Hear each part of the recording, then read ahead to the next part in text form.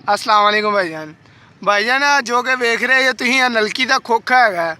ये खोखे दे विच तुसीं वेखो विखाना मैं तैनूं इहदे विच की लिखीचा है। पहले नाम कंपनी का पढ़ लो। जिन्ना हो सके वीडियो शेयर तुसीं करनी है। यह कंपनी का नाम लिखीचा है, इनू आपां बंद करवाना। यह वेखो इहदे विच की लिखीचा हुण।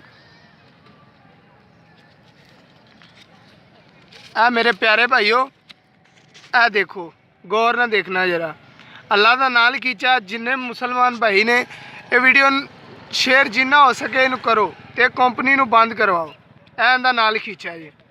देखो ये खबीस इंसान पता नहीं की बना रहे हैं। ये इत्थे बैठे हुए सी जमीन ते देखा तो अल्लाह का नाम लिखीचा है। अचानक ही ना जी खोलिया तो अल्लाह का नाम लिखीचा है। इन मेरे प्यारे भाइयों ने ज़्यादा से ज़्यादा शेयर करे।